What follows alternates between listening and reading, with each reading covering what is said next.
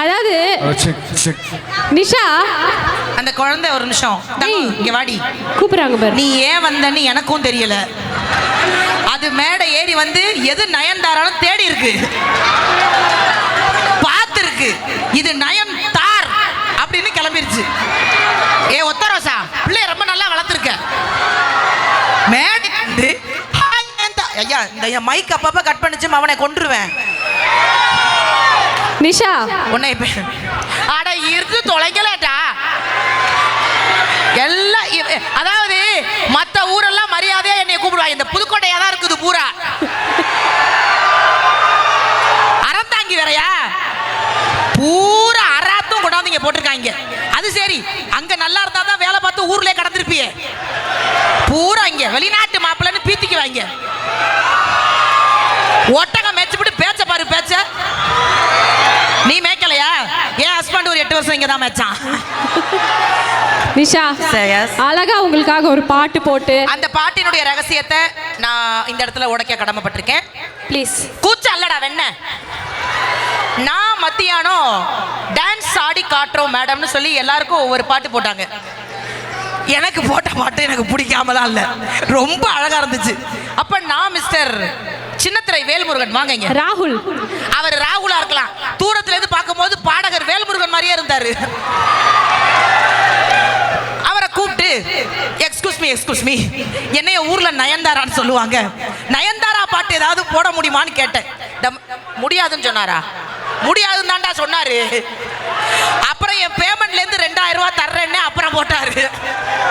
எது இப்படி நடந்து வந்து இதுக்கு நீ 2000 ரூபாய் செலவு பண்ணி இந்த டான்ஸ் பெர்ஃபார்மன்ஸ் இப்ப நீ பண்ணிருக்க. நடக்கிறது என்ன சாதாரண விஷயமா?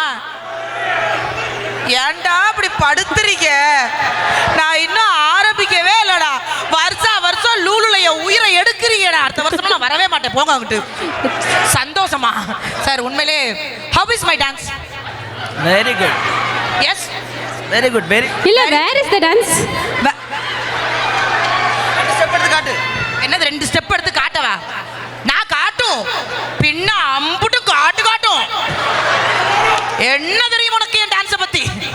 நான் ஆடுற ஒரே இடம் ரியாஸ் நெஞ்சுதான். ரொம்ப பேசும்போது எகிரி மிதிப்பேன். சாவுடா. நிஷா ஒரே ஒரு டவுட். எங்கிட்டா மாமா இன்னும் கட்டில் கீழே தான் படுத்திருக்காரா? இன்னொரு வாட்டி கேளு. மாமா இன்னும் கட்டில் கீழே தான் படுத்திருக்காரா? மாமா என் வீட்டுல படுத்திருக்காரான்னு கேளு. இங்க பா எல்லாரும் மாக்காப்பா. ஆக்சுவலி மாமா கட்டில் கீழே தான் இருக்கு. இல்லடி வீட்டுல என்னது கர்மம், எல்லா தம்பிய முன்னாடி இதெல்லாம் கேட்கற கேள்வி அது. அந்த ஆள் வீட்டுல தான் இருக்காரு. இல்ல அப்பப்ப எதுத்த விட்டு பக்கத்து போய் சாப்பிட்டு வந்துருவாப்ல. நல்ல மனுஷன், குட் காய். சரி ஓகே நிஷா, மக்கள் உங்களுக்காக வந்து காத்துக்கிட்டு இருக்காங்க. வாய இல்ல பேசுன்னு சொன்னா ஒரு ஆங்கர் தொரவோ வாய. நீங்க என்ன காலை கடன் பண்ற மாதிரி உட்கார்ந்துருக்கீங்க? காலை கடனை காலையில தான் பண்ணணும். அதுவும் லூலுல மேடையில பண்ணப்படாது. மிஸ்டர் வேல்முருகன் நல்லா உட்காருங்க, நல்லா சப்பளம் கொட்டி உட்காருங்க. நம்ம ஊர் தான். ஆமா, இதுக்கப்புறம் எதுவும் ஆட போறீங்களாடி? அப்படியா? சர்ப்ரைஸ் கிர்ப்ரைஸ்லாம் எனக்கு கிடையாதுல்ல. அப்படியே கொடுத்து கிழிச்சிட்டாலும் என்ன தங்கம்? ராமரா அவருக்கு குடும்ப கட்டுப்பாடு பண்ணிருக்கு. இன்னும் 2 மாசத்துல தையல் பிரிச்சிருவாங்க. அப்புறம் அந்த ஆள விஜய் டிவில பிரிப்பாங்க. வேணா கூட்டிட்டு வந்து காட்டுறேன். யோ நீ மைக்க அமத்து ஒரு நிமிஷம். ஏற்கனவே 72 வாயோட போராடிட்டு இருக்கேன். இதுல 73வது வாய் வேற. உண்மை மச்சான் கவுர். அதை நான் சொல்றேன். உண்மையிலேயே வந்ததுல இருந்து என்னைய கேட்டதை விட என் புருஷனை கேட்டவங்க தான் அதிகமா இருக்கீங்க. ரொம்ப சந்தோஷம், பெரிய சந்தோஷம். எல்லாருக்கும் ஒரு பெரிய சந்தோஷம். என்னதான் நீங்க எவ்வளவுதான் கலாய்ச்சாலும் நான் அதை பத்தி எல்லாம் கவலையே பட மாட்டேன். ஏன்னா அம்மா செல்லிக்கு நீங்களும் பெற மாட்டீங்க, நானும் பெற மாட்டேன். என்ன ஆனாலும் பரவாயில்ல. ஏன்னா எல்லாருமே ஊருக்காரவங்க, உறவுக்காரவங்க, ஒரே நாட்டுக்காரவங்களோட சொல்லிட்டு போகலாம். எல்லாம் ஒரே சந்தோஷம். எம்மொழி இல்லாம எல்லா மொழிக்காரவங்களும் தமிழை ரசிக்கிறது இன்னும் கூடுதல் சிறப்பு. எந்த தலைக்கணமும் இல்லாத இலக்கணமாக இருக்கக்கூடிய நம்முடைய தாய்மொழிக்கு ஒரு பெரிய சந்தோஷம், பெரிய நன்றி. ஏன்னா நிறைய நாடுகள் பயணிக்கிறோம், நிறைய நாடுகள் இப்ப வரைக்கும் பயணிச்சுக்கிட்டே இருக்கேன். எல்லா நாடுகளுக்கும் போகும்போது ஒரு சந்தோஷம் இருக்கும், என் தமிழ் மொழியை கடல் கடந்து எடுத்துட்டு போறேன் அப்படின்னு. ஆனா சவுதி அரேபியால ரியாத்ல கால் வைக்கும் போது மட்டும் ஒரு கர்வம் இருக்கும். ஏன்னா 45 வருஷம் என் அப்பா இங்க சம்பளம் வாங்கியிருக்காரு. 10 வருஷம் ரியாஸ் என் ஹஸ்பண்ட் இங்க சம்பளம் வாங்கியிருக்காரு. 8 வருஷம் என் தம்பி இங்க சம்பளம் வாங்கியிருக்கான். அவங்க சம்பளம் வாங்கின மண்ணுல நான் சிறப்பு விருந்தினரா வந்து நிக்கிறேங்கிற கர்வம் எப்பவும் எனக்கு இருக்கும். எல்லா நாடுகளையும் தமிழை சுமந்துட்டு போவேன், ரியாத்ல மட்டும் எங்க அப்பாவோட கனவை சுமந்துட்டு வருவேன். இதை விட சந்தோஷம் வேற என்னங்க இருக்கு? இங்க இருக்கிற எல்லா ஆண்களுக்கும் அந்த வழி புரியும். கண்டிப்பா உங்க பிள்ளைங்களும் பின்னாடி உங்களுடைய கனவை சுமந்து ஒரு பெரிய இடத்துக்கு போய் நிப்பாங்க. உங்களுடைய உழைப்பு என்னைக்குமே வீணா போகவே போகாது. அது ஒரு பெரிய சந்தோஷம். பாலைவனா ஒண்ணுடா, நேத்து வந்து இறங்கி ஏர்போர்ட்டை விட்டு வெளியில வரேன், தவால்னு எவன மூஞ்சில அடிச்ச மாதிரி இருந்துச்சு. அது வேற ஒண்ணும்ல, அனல் காத்தாம்ல. ஏற்கனவே ஆண்டவன் அனல் காத்துல தான் என்னை இறக்குமதியே பண்ணியிருக்கான். கருகி கீழே வந்தேன். இதுல ஏர்போர்ட்ல வேற நானும் ஃபரினாவும் வர்றோம். எல்லாரும் ஃபரினா கிட்ட மேடம் மேடம், அவ உடனே சீ கூச்சமே இல்லாம ஆனா நான் பக்கத்துல அனாதையா நிக்கிறேன் மேடம். அட ஒரு நாகரிகத்துக்கு கூட என்கிட்ட ஒரு புள்ள செல்ஃபி எடுக்கலடா தம்பி. நான் இவனை பார்த்து என்ன பேசினாலும் வேஸ்ட், ஏன்னா அவனுக்கு தமிழ் தெரியாது. என்கிட்ட யாருமே போட்டோ எடுக்கல. நான் ஒரு மாதிரி கூச்ச நாச்சமா போயிருச்சு. ஃபரினா கிட்ட எல்லாரும் எடுத்தாங்க, என்கிட்ட யாருமே எடுக்கல. ஒரு மாதிரி ஷை ஆகி பக்கத்துல இருக்கிறவங்கள்ட்ட கேட்டேன், sir if you don't mind என் கூட ஒரு போட்டோ எடுக்கிறீங்களான்னு. அதுக்கு அவர் சொன்னாரு, நீங்க யாருன்னு கேட்டாரு. நான் சொன்னேன், நான் விஜய் டிவில அறந்தாங்கி நிஷா. ஐய நீங்களா மேடம்? நான் யாரோ ஒரு பொம்பளை நினைச்சிட்டேன்னாரு. அவ்வளவு நேரமா நான் ஃபரினாக்கு டச் அப் காலா வந்திருக்கேன், வேற ஒன்றும் கிடையாது. அதனால மேக்கப்லாம் போட்டு அப்படி ஜாலியா வந்து, எனக்கு என்னன்னா லூலு நிறைய டைம் வந்திருக்கோம். ஒவ்வொரு முறையுமே நான் மேல இருக்க ரசிகர்கள் எல்லாருக்குமே நான் அடுத்த வருஷம் சார் சந்தோஷ் சார் அடுத்த முறை எல்லாம் வந்தோம்னா மேல எல்லாருக்கும் நீங்க சேர் போடணும். அவங்களுக்கு கால் வலிக்குது இல்ல, உனக்கெல்லாம் வலிச்சாலும் பரவாயில்லடா. என்ன வாம எல்லாருக்கும் வலிக்கட்டும், எனக்கு என்ன வந்துச்சு. ஒரு பெரிய சந்தோஷம் வந்ததுலேருந்து எல்லாரும் வீட்டை விசாரிக்கிறதும் எனக்கு ஒரு பெரிய சந்தோஷம். என்னன்னா இங்க இருக்கிற சவுண்டு, நீ எல்லாம் ஃபுட்டை பத்தி பேசின, சவுதியில இல்லாத ஃபுட்டாடி. நீ நிகழ்ச்சி முடிச்சுட்டு போ, ஒரு பக்கம் மந்தி ஒரு பக்கம் கப்சா, ஆல் டைம் ஃபேவரட் ஏழைகளின் உணவு குப்பூஸ் நிறைய அந்த பக்கம் ஃபுல்லா இருக்கும். அடிச்சு துவம்சம் பண்ணலாம். பாதுகாப்பான பகுதி மட்டும் கிடையாது ரியாத்து, பண்பான பகுதியும் ரியாத்து, பாசக்கார பகுதியும் ரியாத்து தான். எந்த பக்கம் திரும்பினாலும் 5 நிமிஷம் அண்ணா அண்ணா நான் அண்ணன் கூப்பிட்டா சாப்பாடு வாங்கி தருவாங்க, நீ எல்லாம் அண்ணன் கூப்பிட்டா பச்சை தண்ணி தர மாட்டாங்க. என்ன கைத்தட்டு பலமா இருக்கு. சரி அதெல்லாம் இருக்கட்டும். ஒய்ஃபை வெக்கேஷன் காமிச்ச ஆம்பளைங்கெல்லாம் கை தூக்குங்க. டே ரியாஸ், ஏய் தம்பி, 4வது குழந்தை பிறக்கும் போது நல்லா இருக்கணும்டா நீ. எல்லாம் யாரெல்லாம் குடும்பமா வந்திருக்கீங்க அவங்க மனைவியோட?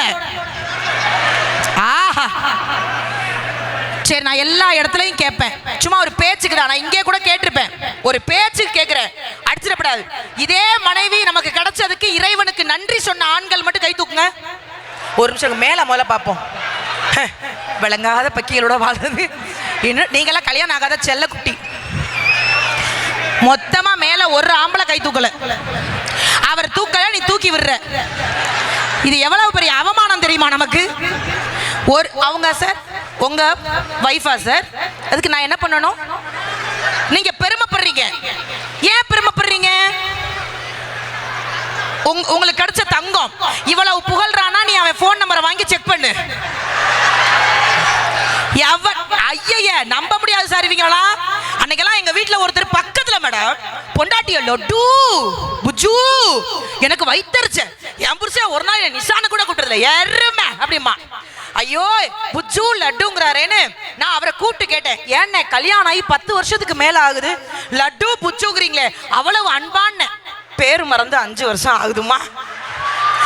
எப்பயாவது தப்பிச்சுக்கலாம் தான் லட்டு புச்சுங்கிறேன்.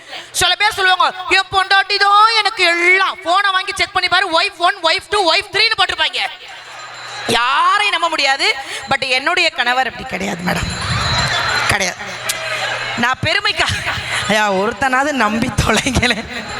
நான் பெருமைக்காகலாம் சொல்லல. எப்ப சாப்பிட்டாலும் என் முகத்தை பார்த்தான் தங்க சாப்பிடுவார், நிஜமா சாப்பிடுவார். இவங்க சாவடிக்கிறாங்களா? ஏன் பாய் போயிட்டு வா. இப்ப நீ இருக்கிறன்னா என் உயிர் வாங்குது. என் வீட்டுக்காரலாம் என் முகத்தை பார்த்தா பிரதர் சாப்பிடுவாரு. இவருக்கு நான் புரிய வைக்கிறேன். Excuse me, my husband eating my face. அப்புறம் see my face. excuse me mister orange colour சொக்கா, புரியலடா.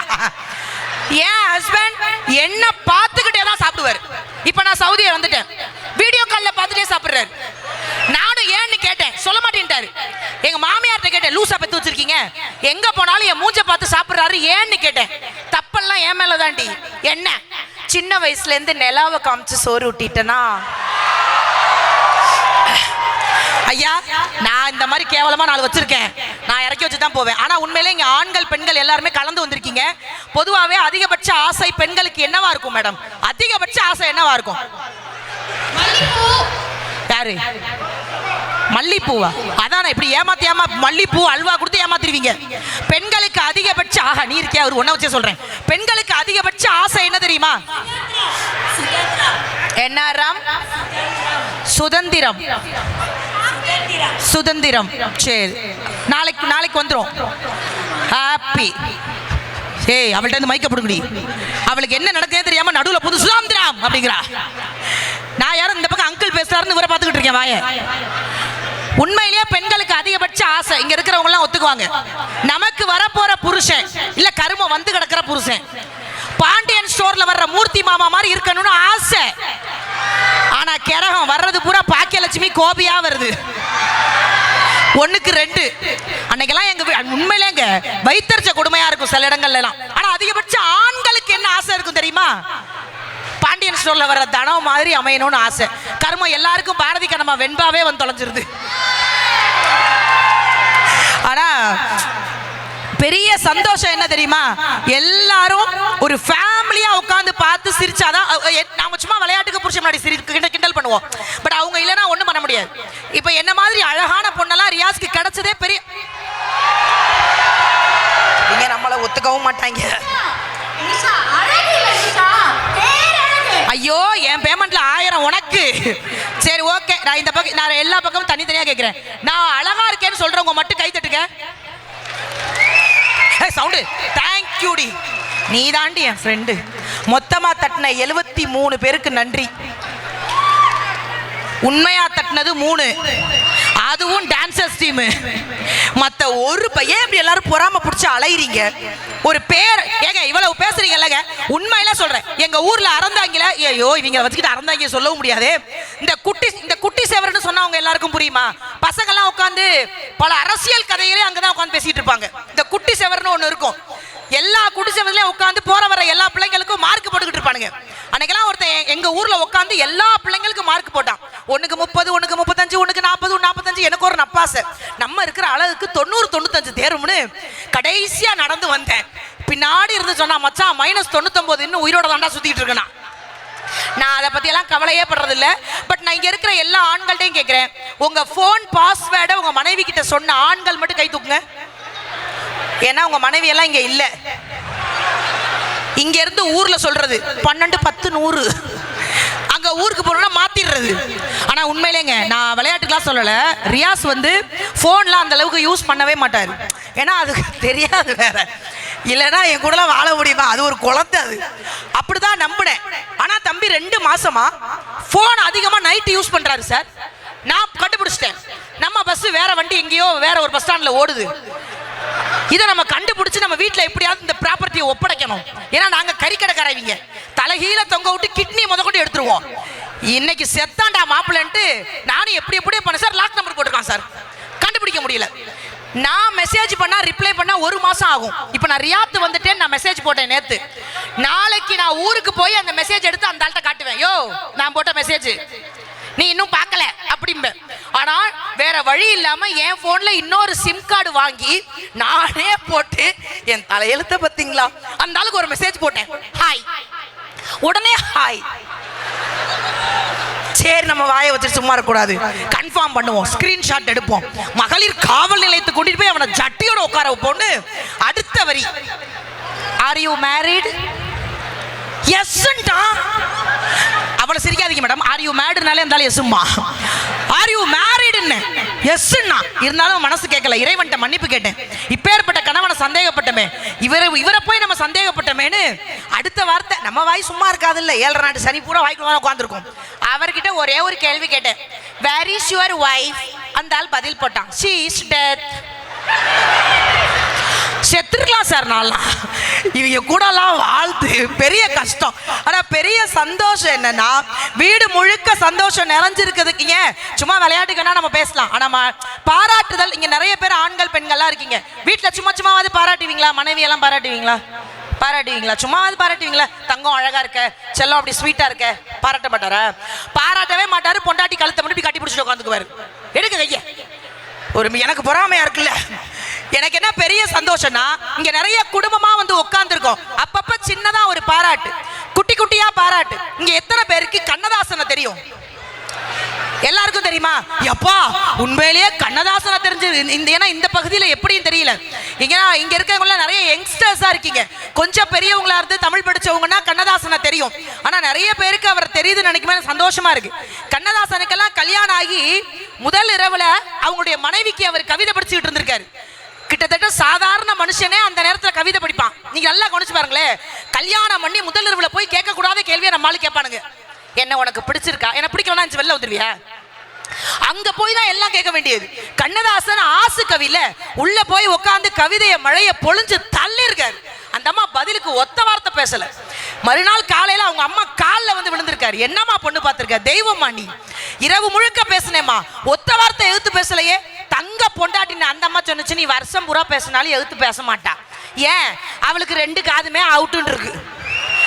அப்பேற்பட்ட கண்ணதாசன் தான் அழகா எழுதினாரு, தன்னுடைய செவிகள் பழுதானாலும் தன் சேவை திறத்தால் என்னுடைய கவிகள் பழுதாகாமல் பார்த்த கண்மணின்னு சொன்னாருன்னா, மனைவி கிட்ட 1000 குறைகள் இருந்தாலும் அதை நிறைய பார்க்க வேண்டிய பொறுப்பு நம்ம கிட்ட தான் இருக்கு. சார், சவுதி கிளம்பும் போது வாசல்ல நிக்கிறேன். எங்க வீட்டுக்காரர் என்னை ஒரு போட்டோ எடுத்தார். நான் சொன்னேன், மிஸ் பண்றீங்களான்னு. நாசாவுக்கு அனுப்ப போறேன்னாரு. ஏன்டா நாசமா போறவனேன்னு. இல்ல ஒரு நட்சத்திரத்தை காணோம்னாங்க, அது என் வீட்டில் தான் இருக்குன்னு சொல்லணும்னாரு. சும்மா இருங்க எல்லாரும். அதுலயும் குறிப்பா இங்க நிறைய பெண்கள் இருக்கீங்க. ஆனா இங்க வந்து 2 வீலர்லாம் போக முடியாதுல்ல சார், கார்ல தான் போக முடியும். இங்க பைக்லாம் நாட் அலோடோ. பட் எங்க ஊர், நம்ம ஊர் பகுதியெல்லாம் பாத்தீங்கன்னா, நீங்க ஆடி கார்ல பொண்டாட்டியை ஏத்தினா கூட அதுக்கு சந்தோஷப்படாதுங்க. 2 வீலர்ல வண்டியை ஓட்டிக்கிட்டு பின்னாடி பொண்டாட்டி உட்காந்து புறம்போக்கு நிலத்தை வளைச்சு போட்ட மாதிரி இடுப்ப கெட்டியமா பிடிச்சிக்கிட்டு, அது ஒன்றும் அன்பு பண்பு பாசமெல்லாம் கிடையாது. மவனை விழுந்தாலும் 2 பேரும் சேர்ந்தாப்புல விழுகணும். சில பேர் நம்மளை தள்ளி விட்டு அவங்க தனியா போயிட்டு இருப்பாங்க. அந்த வேலையே கிடையாது. பல இடங்கள்ல நிறைய சந்தோஷங்கள் குடும்பங்கள்ல கொட்டி கிடக்கு. அதுல இங்க நிறைய, நான் இங்க சவுண்டு கேட்டாங்க, நிறைய கல்யாணம் ஆகாத சிங்கிள் பாய்ஸ்லாம் யாருங்க? நிஜமாவே உனக்கெல்லாம் ஆகாதுடா, சாமர்றா. நிஜமாவே இவ்வளோ சிங்கிள் பாய்ஸ் இருக்கீங்களா? ஐயோ, என்னங்க இவ்வளோ பேர் இருக்கீங்க கல்யாணம் ஆகாத ஆண்கள்லாம்? சும்மா சொல்றாங்களா? இதுக்கப்புறம் இவங்க இப்போ பருத்தி முட்டை குடோன்லேயே கிடக்கட்டும். ஆனால் இந்த கல்யாணம் ஆகாமல் இருக்கிறதுல பசங்களுக்கு ஒரு பெரிய சந்தோஷம். பரவாயில்ல, நல்லா என்ஜாய் பண்ணிக்கோங்க. ஏன்னா இந்த வாழ்க்கையை இப்போ என்ஜாய் பண்ணாதான். ஒரு தடவை இருக்கா? எல்லாத்தையும் என் தலையில கட்டிட்டியே இரவா. இன்னைக்கு இவங்களோட போராடுறதே எனக்கு போராட்ட வாழ்க்கையா இருக்கு. ஒரு தடவை ஆனதே உங்களுக்குலாம் பெருசு சார். மேல்மண்டை அதுக்கே காலியா போய் கிடக்கு. ஆனா உண்மையிலேயே அப்படி நினைக்க கூடாது. மச்சான் இருக்கா? ஐயா, அந்த ஆளுக்கு வழுக்க விழுகலைங்க. உண்மையிலேயே வழுக்க விழுகலையேன்னு வருத்தப்படுறேன். வழுக்க விழுந்தா 7500 ரூபா மாசம் நமக்கு மிச்சம். ஒண்ணு என்ன செலவு கிடையாது. இதுகளுக்கு சீப்பு ஷாம்பு சோப்பு வாங்க வேண்டிய அவசியம் இல்லை. எவ்வளவு பலம் வந்தாலும் ஜலதோஷம் பிடிக்காது. இங்கே அடிச்சு அது யூட்டன் போயிட்டே இருக்கும். ஆனா என்ன, வழுக்க மட்டும் வாசப்படியில் படுக்கப்படாது, வர்றவங்க வலிக்கு விழுந்துருவாங்க, அவ்வளவுதான். அதே மாதிரி எனக்கு தெரிஞ்ச இந்த கல்யாணம் ஆகாத அன்பு தம்பிகள்லாம் நிறைய பேர் இருக்காங்கல்ல, இவங்க எல்லாம் இந்த நட்பு வட்டாரத்தை பயங்கரமா பலப்படுத்தி வச்சுக்கோங்க. அது ஒரு பெரிய சந்தோஷம். நான் வந்து என்னதான் வந்து பெண்ணாக இருந்தாலும் ஒத்துக்கணும், நான் ஆதார் கார்டெல்லாம் வச்சிருக்கேன். நான் என்னதான் பெண்ணாக இருந்தாலும் பல இடத்துல இந்த உண்மையை நான் ஒத்துக்குவேன். பெண்களுடைய நட்பை விட ஆண்களுடைய நட்புக்கு தான் கொஞ்சம் பலம் அதிகம். இது நம்ம ஒத்துக்கிட்டே ஆகணும். 100% நான் ஒத்துப்பேன். கரெக்டா? நீங்க நல்லா கவனிச்சு பாருங்க. இந்த காலேஜ் படிக்கும் போது பொம்பளை பிள்ளைங்க ஃபேர்வெல் டேன்னு ஒன்று நடக்கும். அப்பா 1500 சிவாஜி கணேசன் அன்னைக்கு பார்க்கலாம். டிஷ்யூவா மேடம்? தொடச்சிருவேன், போயிரும். உங்க அன்புக்கு நன்றி. தொடச்சதுக்கு அப்புறம் பேமெண்ட் தர மாட்டாங்க. அட வச்சு தொட. நான் துடைக்க ரெடி, பார்க்க ரெடியா? பயமா இருக்கா? காட்டினவனே 15 வருஷமா பார்த்துக்கிட்டு இருக்கியான். ஆனா உண்மையிலே எங்க வீட்டுக்காரர் என் முகத்துல தான் மேடம் முழிப்பாரு. சத்தியமா வழி கிடையாதுலாம் கிடையாது. அவர் நினைச்சாருன்னா எந்த வீட்டில் போய் வேணாலும் முழிக்கலாம். என்ன ஒரு தடவை முடிச்சு மறு தடவை உயிரோட இருக்க மாட்டான், அவ்வளவுதான். காலையில கண்ணை முடிக்குவாரு சார். தங்க குட்டி பின்னாடி எங்க மாமியா சொல்லும், பன்னி குட்டி போய் தங்க குட்டிக்கிறான் பாருங்க. நான் வந்து ஜங்கு நிப்பேன், கண்ணை திறந்து பார்த்து சிரிப்பு தூங்கிடுவார். நான் கேட்டேன், லூசு பையில கண்ணை திறந்து பார்த்துட்டு வேலை வெட்டிக்கு போகாம ஏன் தூங்குறேன்னு. முழிச்சு பார்ப்பேன், இருட்டா இருக்கு, இன்னும் விடியலன்னு படத்து தூக்கிடுவேன்ட்டாரு. எங்கள் அப்பாலாம் கட்டி கொடுக்கும்போது ஒரு நல்ல வார்த்தை சொல்லி கட்டி கொடுத்தாரு, என் பிள்ளை இருக்கிற இடமே தெரியாதுன்னு. கல்யாணம் ஆகி 2 நாள் வீட்டில் கரண்ட் இல்லை, மொத்த குடும்பம் என்னை வீட்டுக்குள்ளேயே தந்தாங்க சார். இந்த ஒரு டிஷ்யூவில் 2 காமெடி வந்திருக்கு. ஆனால் உண்மையிலே சொல்கிறேங்க, இந்த நட்பு வட்டாரத்தில் ஏன் பெண்களை பற்றி சொன்னேன்னா, இந்த ஃபேர்வெல் டேன்னு ஒன்று நடக்கும் சார் எல்லா காலேஜ்லையும். நீங்கள் நல்லா கவனிச்சு பாருங்க. அன்னைக்கு தான் சிவாஜி கணேசனே உயிரோட வந்த மாதிரி நடிப்பாளுங்க. என் கல்யாணத்துக்கு கண்டிப்பாக வந்துடணும்டி, நீ தான் எனக்கு பெண்ணுக்கு தோழியா நிக்கணும், இவ்வளவே சொல்லிட்டு பத்திரிக்கை கொடுக்க மாட்டாளுங்க. ஆனா பசங்க அப்படி கிடையாது. பத்திரிக்கையே வைக்கலனாலும் பந்தியில போய் எச்சியல் எடுக்கிற பொறுப்பு அவங்கள்ட்ட தான் இருக்கும். இந்த லவ் பண்ணும் போது ஏதாவது சண்டை வந்துடும். சண்டை வந்துருச்சுன்னா பையன் போய் ஃப்ரெண்ட்ஸ்ட சொல்லுவான், மச்சான் இன்னைக்கு எனக்கும் அவளுக்கும் பயங்கர சண்டை, ரொம்ப ஓவரா பண்றாடா. உடனே அவன் சொல்லுவான், விடுறா மாப்பிள்ள, தங்கச்சிக்கு இன்னைக்கு என்ன பிரச்சனையோ விடுறா, அவ்வளவுதான். நம்ம ஆளு என்னைய திட்டாண்டி, நான் அப்பவே சொன்னேன் அவன் ஒரு பொறுக்கி, அவெல்லாம் உனக்கு செட் ஆக மாட்டான். இவளுக்கு அப்படியே செட் ஆகி அறுத்து தள்ளிடுவாளுங்க. எனக்கு தெரிஞ்சு நட்பு வட்டாரத்திலையும் பயங்கர ஸ்ட்ராங்கா இருக்கிறது ஆண்கள் தான், உழைக்கும் வர்க்கத்திலையும் பயங்கர ஸ்ட்ராங்கா இருக்கிறது ஆண்கள் தான். ஆனா என்னதான் இருந்தாலும் எல்லாத்தையும் கட்டி காப்பாத்தி ஒரு மிகப்பெரிய கோபுரத்துல உயரத்துல வைக்கிறது எப்பவுமே எங்க பெண்கள் மட்டும்தான். ஸோ அதனால பெரிய சந்தோஷம் எப்பவுமே நமக்கு நம்ம கொடுத்துக்கணும். இருக்கிற இடம் இருக்குல்ல, இருப்பவர்கள் எப்பொழுதுமே அமைதியா இருப்பாங்க. பணம் அமைதியா தான் இருக்கும், வச்சிருக்கிறவன் தான் ஆடுவான். புத்தகம் அமைதியா இருக்கும், படிச்சவன் தான் ஆடுவான். மது அமைதியா இருக்கும், குடிச்சவன் தான் ஆடுவான். பணம் அமைதியா தான் இருக்கும், தூக்கிட்டு போறவன் தான் ஆடுவான். எப்பவுமே இருக்கிறவன் எப்பவுமே அமைதியா தாங்க இருப்பான். மனுஷங்களுக்கு யாரையாவது குறை சொல்ல, நான் நிறைய இடங்கள்ல சொல்லுவேன், யாரையுமே எப்பவுமே குறை சொல்லக்கூடாது. நமக்கு பிடிச்ச மாதிரி நம்ம நிறைய இடங்கள்ல உங்களுக்கு பிடிச்ச மாதிரி நீங்க வாழ்ந்துக்கோங்க. எனக்கு ஒரு பெரிய ஆசை என்ன தெரியுமா, மேக்கப்பே இல்லாம ஷோ பண்ணணும்டா, எனக்கு பிடிச்ச மாதிரி இருக்கணும்டா நினைப்பேன். ஆனா எவன் பாக்குறது, ஓடுறீங்கல்ல. எப்பவுமே எல்லாரும் நமக்கு பிடிச்ச மாதிரி இருங்க. எப்பவுமே அடுத்தவங்களுக்காக பொம்மையா வாழ்றாம நமக்கு பிடிச்ச மாதிரி நம்ம வாழ்க்கையை செம்மையா வாழ்றதுதான் வாழ்க்கை. எல்லாத்தையும் தாண்டி சுதந்திர தினம் கொண்டாட போறோம். நிறைய இடங்கள்ல நிறைய விஷயங்களை பகிர்ந்துட்டு வர்றோம். ஒரே ஒரு விஷயம், ஒரு முறை மகாத்மா காந்தி வெள்ளைக்காரன் வீட்டுக்கு போறார். மகாத்மா காந்தி வெள்ளைக்கார வீட்டுக்கு போன உடனே வெள்ளைக்காரன் மகாத்மாவை வெறுப்பேற்றணுங்கிறதுக்காக அவன் வீட்டில் வளர்க்குற நாய்க்கு வந்தே மாதரம்னு பேர் வச்சான். மகாத்மா போய் உள்ள உட்காந்தோடனே அந்த வெள்ளைக்காரன் கூப்பிட்டானா, வந்தே மாதரம் கம், நாய் வந்திருக்கு. வந்தே மாதரம் கோ, நாய் போயிருச்சு. மகாத்மா ஒண்ணுமே சொல்லாம உட்கார்ந்துருக்காரு. அந்த வெள்ளைக்காரன் கேட்டானா, என்ன மகாத்மா உங்களுக்கு கோபமே வரலையா? உங்கள் நாட்டினுடைய தாரக மந்திரம் வந்தே மாதரத்தை என் விட்டு நாய்க்கு வச்சிருக்கேனே, உங்களுக்கு கோபமே வரலையான்னு கேட்டப்போ மகாத்மா சிரிச்சுக்கிட்டே சொன்னாரா, வந்தே மாதரம்னா என்ன அர்த்தம்னு தெரிஞ்சுக்கோங்கடா. வந்தே மாதரம் என்றால் தாயை வணங்குகிறோம் என்று அர்த்தம். இப்பதான்டா தெரிஞ்சிச்சு உன் தாய் ஒரு நாயின்னு, நாயாண்டா வருத்தம் பண்ணுனானா. நம் நாட்டினுடைய மொழிக்கு அடையாளம் இருக்குங்க, நம் நாட்டினுடைய மொழிக்கு உயிர் இருக்கிறது. எல்லா மொழியும் சிறந்த மொழிதான். எல்லா மொழியையும் கற்றுக்கொள்ளுங்கள், தமிழ் மொழி மீது பற்று கொள்ளுங்கள்.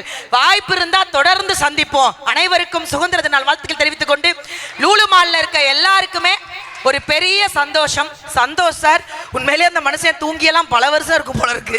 அவ்வளோ ஒர்க்கு, அவ்வளோ ஸ்ட்ரெஸ் இந்த நிகழ்ச்சிக்காக. ஒரு நிகழ்ச்சிங்கிறது ஏற்பாடு பண்ணுறது அவ்வளவு சிரமம். டான்ஸஸ் உங்களுக்கு எவ்வளோ நன்றி சொன்னாலும் தகும். தம்பி ரியாஸ் ஏன்னா உட்கார்றா, நான் எவ்வளோ டீசெண்டாக ஒரு நன்றி சொல்கிறேன். ஸோ அவ்வளோ அழகாக அண்ட் சந்தோஷ் சாராக இருக்கட்டும் அண்ட் டீம், ஹோல் டீம், நீங்கள் எல்லாருமே எங்கள் கூடவே இருந்தீங்க 2 நாளாக. ரொம்ப சந்தோஷம். அண்ட் குறிப்பாக சௌந்தர்யா அண்ட் ஃபரீனா அந்த ஹோஸ்ட் பண்ணுற சூப்பராக பண்ணுறடி செல்லம். சௌந்தர்யாவுக்கு அவ்வளோ ஃபேன்ஸ். தேங்க்யூ மச்சான். வந்ததுலேருந்து சவுண்ட் எங்கன்னு எங்கள் காதெல்லாம் கிளியிற அளவுக்கு கேட்டீங்க எல்லாரும். என்னை யாருமே கேட்கவே இல்லை. தேங்க்யூ. ஐயோ இன்னும் துடைக்க கூட முடியலையே. ஸோ அதில் ஒரு பக்கமா ஆரஞ்சு கலர்ல வேற வருது. நான் என்ன சொல்லுவேன், எங்க அம்மாட்ட அப்பே சொல்லி தொலைச்சேன், சிகப்பு கலர் புடவை எடுக்கிறேன்னு. வெள்ளை கலர்ல போ, ஏஞ்சல் மாதிரி இருப்பேன். நான் மூச்சில் மாதிரி வந்து நின்று கத்திட்டு கிடக்குறேங்க. ஐயோ, அதனால கேமரா டீம் எல்லாமே சவுதி மச்சான்ஸ் நேற்று வந்து வீடியோ எடிட் பண்ணீங்க, ரொம்ப சந்தோஷம். இங்க இருக்கிற எல்லாருக்குமே நன்றி. நிறைய சம்பாதிங்க, நிறைய சம்பாதிங்க. இந்த உலகத்துல பணம் மட்டும்தான் சார் வாழ்க்கை. நான் உண்மையே நான் நினைச்ச வரைக்கும், நான் நிஜமா இந்த சென்னையில் வெள்ளம் வந்துச்சு சார். அப்போ நான் ஒரு இடத்துல நீந்தி போயிட்டு இருந்தேன். பக்கத்தில் ஒருத்தன் என்னை பார்த்தான். வேடா பிசா வேடா, கேட்குற இடமாடா அது. அதை கூட மன்னிச்சுட்டேன். அடுத்த வார்த்தை கேட்டான், அடுத்த வாரம் டிவியில் வருவீங்களான்னா. நான் சொன்னேன், நீந்தி போனால் வருவேன், நீந்தலனா இன்னைக்கே எல்லா டிவிலையும் வருவேன், பார்த்துக்கறான்னு. நான் அதெல்லாம் முடிச்சு ஒரு பழக்கடையில் நின்று பழம் வாங்கிட்டு இருந்தேன் சார். பழம் வாங்கும்போது பக்கத்தில் ஒரு பிச்சைக்காரர் வந்து அம்மான்னார். மனசு கேட்கல, 50 ரூபா கொடுத்தேன். அழகா இருக்கீங்களே அம்மான்னார், கூடுதல் 50 ரூபா கொடுத்தேன். நயன்தாரா மாதிரி இருக்கீங்கன்னார், 200 ரூபா கொடுத்தேன். அந்த பழக்கடைக்காரர் என்னை பார்த்து சிரிச்சார். ஏன்னே சிரிக்கிறீங்க அண்ணன்? ஏன் மேடம் 200 ரூபா கொடுத்தீங்க? வாழ்ந்துட்டு போட்டோம் சார், ஒரு நாள் சார், நல்லா இருந்துட்டு போட்டோம் சார்னு. அவங்கிட்ட வட்டிக்கு வாங்கி தான் நானே பழக்கடை வச்சிருக்கேன். அவனுக்கு தெரியாம காசு கொடுக்குறீங்களேன்னாரு. இன்னைக்கு வாழ்க்கையில பணம் மட்டும்தான் உலகம்னு நிறைய இருக்குங்க. நீங்க நிறைய சம்பாதிங்க, ஆனா எவ்வளவு போதும் நினைக்கிறீங்களோ அதுக்கப்புறம் ஊர்ல வந்து தயவு செஞ்சு செட்டில் ஆயிருங்க ப்ளீஸ். ஏன்னா உங்களுடைய இளமையும் எனக்கு தெரியும், இங்க இருக்கக்கூடிய எல்லா ஆண்களுடைய இளமையும் இங்கே கரைஞ்சிரும். உங்களுடைய எல்லா கனவும் இங்கே கரைஞ்சிரும். தயவு செய்து உங்களுடைய ஆசை மட்டும் உங்கள் பகுதியில் உலாவட்டும். முடிஞ்ச வரைக்கும் சம்பாதிச்சுட்டு போதும்னு நினைக்கிற மனசோட ஊரு வந்து சேருங்கன்னு சொல்லி அத்தனை பேருக்கும் நன்றி கூறி விடைபெறுகிறேன். நன்றி, வணக்கம். தேங்க்யூ. அப்படியே நாங்க 3 பேரும் வந்து நின்று ஒரு செல்ஃபி வீடியோ மட்டும் நாங்க எடுத்துட்டு எனக்கு உங்க எல்லாரும் ஞாபகமா நாங்க எடுத்துக்கிறோம் ப்ளீஸ்.